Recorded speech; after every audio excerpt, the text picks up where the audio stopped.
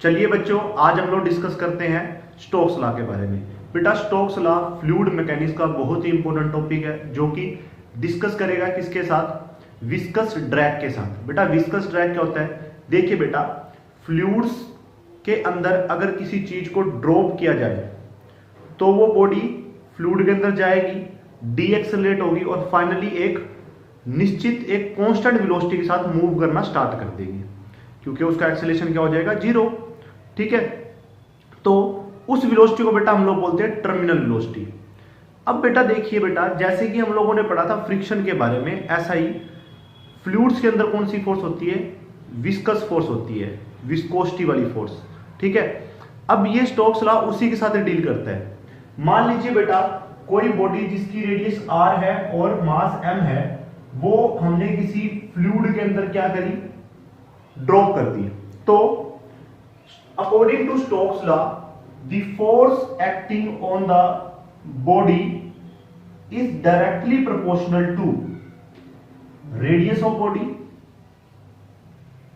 ठीक है, terminal velocity, जिस वेलोसिटी के साथ बॉडी अंदर अब मूव कर रही है, और coefficient of viscosity of the liquid. हमने लिक्विड या जो फ्लूइड लिया हुआ है उसका कोफिशिएंट ऑफ विस्कोसिटी कितना है। ठीक है, इसके एक्सप्रेशन को बेटा हम लोग सोल्व करेंगे डायमेंशन एनालिसिस की हेल्प से। तो हम लोग बेटा इसकी कुछ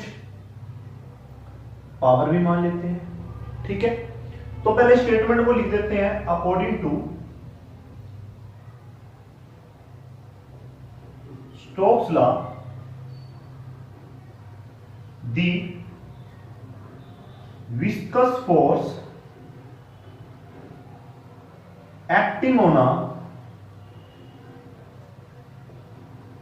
body inside a fluid या basically liquid is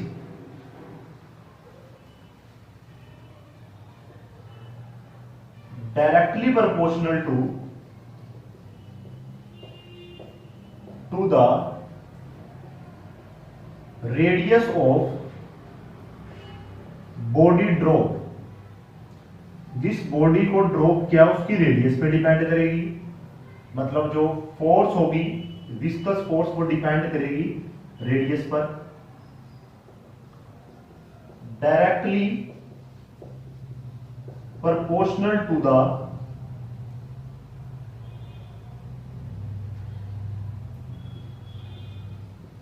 coefficient of viscosity of fluid, मतलब एफ डायरेक्टली प्रोपोर्शन होगा बीटा के। और third, directly proportional to the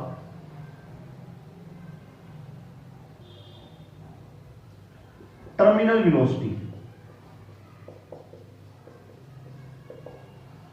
velocity of body, मतलब विस्कस फोर्स डायरेक्टली प्रोपोर्शनल होगी टर्मिनल वेलोसिटी के। ठीक है बेटा, तीन बातों पे डिपेंड करेगी। एक तो बॉडी की रेडियस कितनी है। अब आप कहोगे सर जी अगर हम चौरस बॉडी को फेंकेंगे तो बेटा यहां रेडियस का मतलब है साइज से। हम लोग अभी स्फीरिकल कंसीडर कर रहे हैं तो हम रेडियस को ही लेकर चलेंगे, क्योंकि अगर इसकी हम लोग वॉल्यूम निकालेंगे तो 4/3 pi r square, 4/3 pi r cube, जो जहां की 4/3 पाई तो क्या होगा? कांस्टेंट ही होगा, तो हम लोग आर को लेकर चल रहे हैं। ठीक है, इसी तरह से अगर बॉडी का शेप कुछ भी होगा तो हम उसके हिसाब से, उसके साइज के हिसाब से चलेंगे। ठीक है, तो यहां हमारे पास आ गई पहली तो रेडियस के कि कितनी बड़ी बॉडी को आप लोग ड्रॉप कर रहे हो। दूसरी बात, किस लिक्विड में ड्रॉप कर रहे हो उसकी कोफिशिएंट ऑफ विस्कोसिटी कितनी है। और तीसरी बात डिपेंड करेगी टर्मिनल वेलोसिटी पे। तो हम लोग इन तीनों को कंबाइन कर देंगे, 1, 2 और 3। ऑन कंबाइनिंग 1, 2, 3, तो बेटा मैं यहां इसको रब करके लिख देता हूं।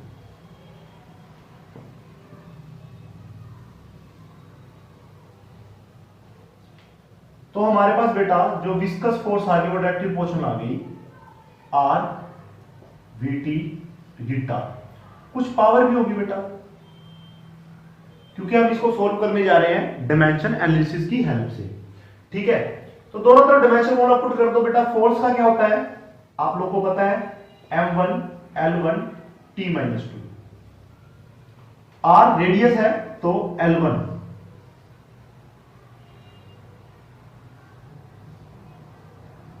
v वेलोसिटी है तो lt-1, और रीटा की मैंने आप लोगों को करवाई थी कोएफिशिएंट ऑफ विस्कोसिटी की, m1 l-1 t-1।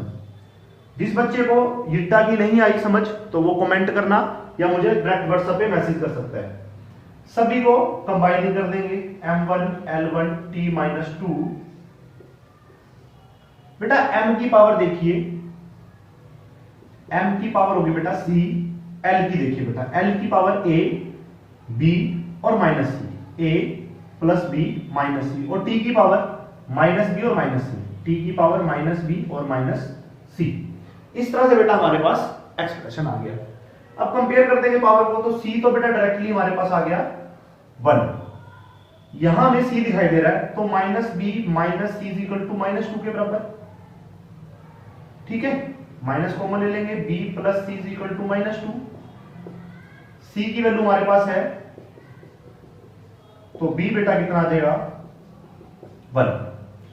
c और b हमारे पास आ चुके हैं। इस एक्सप्रेशन का यूज कर लेते हैं, a plus b minus c, l की पावर कितनी है 1, वैल्यूज को पुट करो, a b की वैल्यू 1, c की वैल्यू भी 1, a की वैल्यू कितनी आ गई 1। तो इस तरह से बेटा हमारे पास जो विस्कस फोर्स थी हमारे पास वो r की पावर 1, vt की पावर वेलोसिटी की पावर 1 और हीटा की पावर भी 1 ही आ जाएगी। ठीक है, अब डायमेंशन एनालिसिस तो हमको कांस्टेंट के बारे में नहीं बताता, बट एक्सपेरिमेंटली जो हमारे पास यहां कांस्टेंट आता है वो आता है 6 पाई। तो कितना आ जाएगा 6 पाई r vt हीटा। This force is known as viscous drag या force due to viscosity, and this is the expression for Stokes law, which is quite important topic. Thank you very much.